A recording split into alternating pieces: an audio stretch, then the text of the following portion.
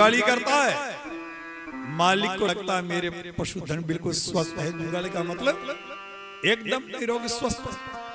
जुगाली नहीं करे, मालिक के मन में कोई न कोई गड़बड़ी है, आज जुगाली नहीं करे। और वो पशु किस चीज की जुगाली करते हैं? दिन में जो खाते हैं रात्रि में उसको गिजर गिजर मारी करते हैं। ऐसे ही जीवन भर जो हम संगति करेंगे, जैसा दृश्य देखेंगे, जैसा व्यवहार करेंगे, जैसा विचारों का आदान प्रदान करेंगे, बुढ़ापे में उन पशुओं की तरह हम भी वही जुगाली करेंगे। अब बूढ़े आदमी को कोई सुनता तो है नहीं, जबरदस्ती सुनाना चाहता है, सुने को। बुजुर्ग के पास में तो बैठना पसंद नहीं करते। शायद ब्रह्मानंद जी ने इसीलिए कहा था, बूढ़ा होकर घर में सोकर सुने वचन कारी। क्या कहा? बूढ़ा होकर घर में सोकर सुने वचन कारी। दुर्बल काया रोग सताया तृष्णा तन जारे। तेरो जन्म मरण मिट जाए, हरि का नाम सुमर प्यारे। ये बुढ़ापा हर किसी के जीवन में दस्तक देने वाला है। इसलिए जिनसे भी आप आशा और अपेक्षा लिए बैठे हो, कोई भी पास में भटकने वाला नहीं है। अगर बुढ़ापे में आपकी सेवा कोई कर रहा, पास में कोई बैठ रहा, आपको कोई सुन रहा है, तो समझो आप बड़भागी है। ये सामान्य बात नहीं है। लेकिन मेरा आप लोगों से अनुरोध है, हमें वो अभ्यास करना चाहिए जो कि अंतिम समय में भी हमारे दिमाग में उसकी याद आनी शुरू हो जाए।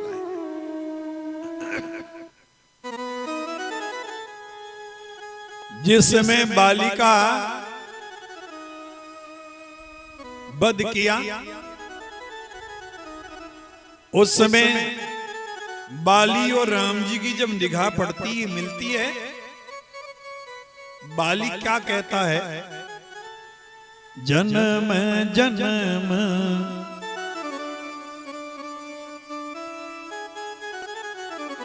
ऋषि और महर्षि लोग पीढ़ी दर पीढ़ी हर जन्म में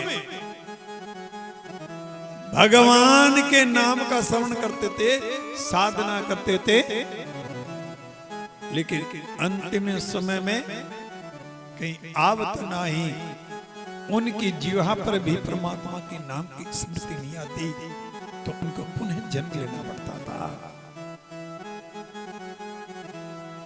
कहते हैं भरजी महाराज मृगी के तन को छोड़ते हैं तो अगली बार ब्राह्मण के घर में जन्म होता है। और भरजी ने कहे मन में निश्चय कर लिया, पहले जो गलती की थी वो गलती अब दोबारा नहीं करूंगा।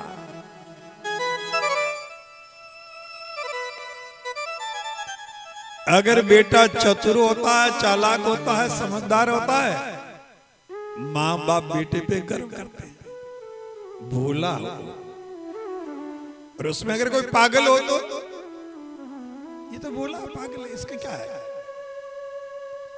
लेकिन भरत जी की ब्राह्मण के बालक में घर में जन्म लेते हैं, थोड़े बड़े होते हैं, पिताजी ब्राह्मण होने के नाते सिखाते हैं, बेटा बोलो भूर्भुवः स्वः तत्सवितुर्वरेण्यं भर्गो देवस्य धीमहि धियो यो नः प्रचोदयात्। 108 बार बोला मंत्र। बेटा कितनी बार मंत्र बोला? का 9,999 चींटियां इस बिल में घुस गई। बाप को लगा ये बिल्कुल मूर्ख है, पागल है। मैं मंत्र की बात कर रहा हूं, ये चींटी की बात कर रहा हूं। भरजी जड़ नाम क्या पड़ गया? जड़ भरत, जड़ ने पत्थर। मां बाप को लग गया बेटे के कोई समझ है ही नहीं, ये दिमागी तौर पे पागल है। माँ बाप भगवान को प्यारे है तो भाइयों ने भरजी को खेत में ले जाकर छोड़ दिया। पागल है तो रखवाली तो करेगा। भरजी भगवान के ध्यान में बैठे हैं, चिड़िया हैं, जानवर आए खूब चरे, चुगा चुगे, भरजी मन मन मुस्कुराते हैं। भाइयों ने देखा वास्तव में, परिवार वालों ने देखा है हट्टा कट्टा है, काम कुछ करता नहीं है, एकदम पागल आदमी को तो बहुत समझते हैं।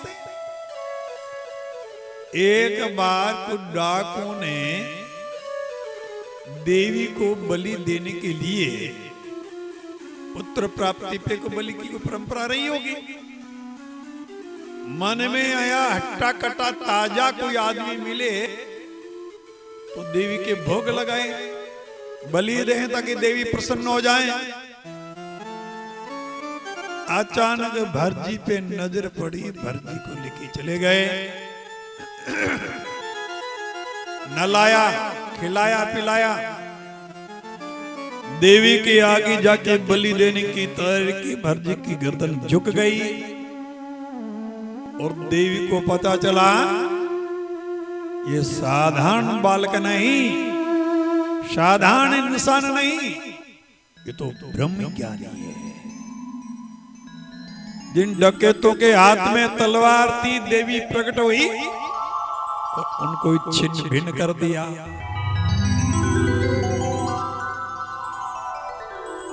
राजा की सवारी जा रही थी, वो गुरु के पास जा रहे थे ज्ञान प्राप्ति के लिए। जो लोग पालकी उठाए चल रहे थे, एक कमजोर था तो जड़ भरत को देखा तो उनका कंधा लगा दिया। जिस रास्ते से जा रहे हैं आगे कोई चिंटी आ जाए तो भरजी कूदे छलांग लगाए। राजा ने कहा लगता है जिंदे रहने का मोह भंग हो चुका है। कारिंदर ने कहा महाराज ये जो नया लगा है ना, गड़बड़ी ये कर रहा, हम तो उसी तरह सावधानी से चल रहे, नाच कूद ये करता है। राजा की नजर पड़ी सबसे हट्टा कट्टा पहलवान। राजा ने ओहो ये बेचारा कमजोर आदमी है ना, थक गया होगा, खाली हड्डियां ही हैं इसके तो टोंट कसे। जड़ भरजी के मन में आ गया कि अब इनको कुछ चमत्कार दिखाना चाहिए। महाराज अट्टा कट्टा दुबला पतला, सुखी दुखी, अनुकूलता प्रतिकूलता, ये तो सब देही के धर्म हैं। ये सब देह के धर्म, देह के साथ घटित होता है। आत्मा तो ने पतली होती है, लंबी होती है, न चौड़ी होती है। राजा के मन में आ गया ये साधारण व्यक्ति नहीं है, जिस चर्चा के लिए तू जा रहा है ये तो वेदांत की चर्चा कर रहा है। तुरंत पालकी को रोका, नीचे आकर के पैरों के सामने हाथ जोड़ के खड़े हो गए। तुम साधारण इंसान तो नहीं हो सकते, क्या तुम्हें सजा मिलेगी इससे डर नहीं लगता तुम्हें? और तुम कहते हो ये देही के धर्म है। तो एक बात बताओ, चावल जब पकाते हैं तपेली में पानी डाला, चावल डाला, चूल्हे पे चढ़ाया, आग जलाते हैं। पहले आग जब जलती है तो आंच तपेली की लगती है, पहले तपेली गर्म होती है और तपेली गर्म होती है तो तपेली की आंच पानी को लगती है, पानी गर्म होता है। और पानी जब बढ़िया गर्म होता है तो पानी की आंच चावल को लगती है, क्योंकि ये सब एक दूसरे से जुड़े हुए हैं। चूल्हे की अग्नि तपेली की तक पहुंची, तपेली गर्म हुई तो पानी तक आंच पहुंची, और पानी गर्म हुआ तो आंच चावल तक पहुंची। इसी तरह से शरीर के साथ घटित होने वाली घटनाएं, इंद्रियां इससे प्रभावित होती है। और इंद्रियां का संबंध वो मन के साथ है, और मन जो जब अनुभव करेगा तो क्या आत्मा अनुभव नहीं करेगी? जड़ भरत जी कहने लगे, अब बात तो बड़ी चतुराई से कर रहे हो शास्त्र की। कोई भी सा अवयव वस्तु होती है, थाली जैसे तपेली है वो ठोस वस्तु है, जल है वो भी हमारे तरल पदार्थ सामने नजर आ रहा है, ठोस वस्तु है, और चावल है वो भी ठोस वस्तु है। तपेली को हाथ में पकड़ सकते हैं, पानी को स्पर्श से पता सकते हैं, जान सकते हैं, चावल को भी हाथ से पकड़ सकते हैं। लेकिन महाराज ये शरीर, इंद्रियां, इनको तो आप स्थूल कह सकते हो, लेकिन चावल की तरह आत्मा ठोस वस्तु नहीं है।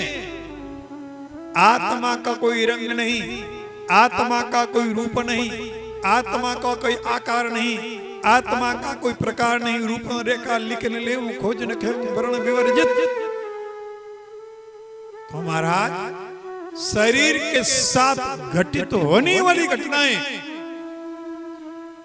आकाश की तरह जो व्यापक तत्व है, ये चीजें उसको प्रभावित नहीं कर सकती।